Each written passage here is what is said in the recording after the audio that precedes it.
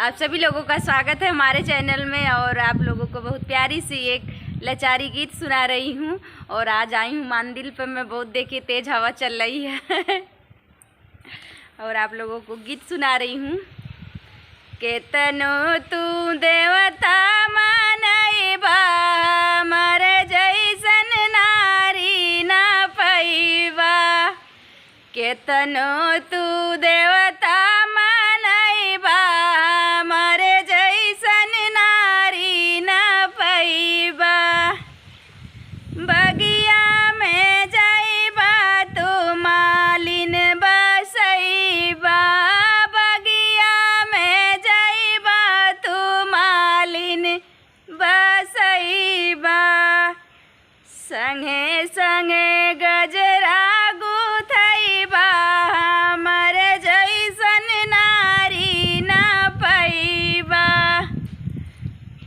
संगे संगे गजरा गुथैबा मर जैसन नारी ना पैबा। केतनो तू देवता मानैबा मर जैसन नारी ना पैबा।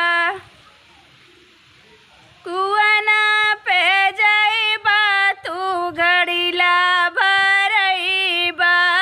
कुआना पे जाइबा तू घड़ीला भरैबा। संगे संगे घड़ीला भरैबा मर जैसन नारी ना पैबा। केतनो तू देवता मानैबा मर जैसन नारी ना पैबा। महला में जाइबा तू सवतीन बसैबा।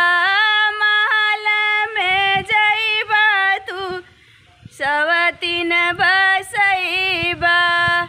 से जिया पैसो ना पैबा मर जैसन नारी ना पैबा।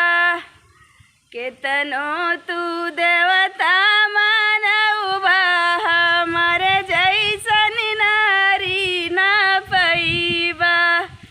केतनो तू देवता मानैबा हमर जैसन नारी ना पैबा। आप लोग बताइएगा गीत कैसी है।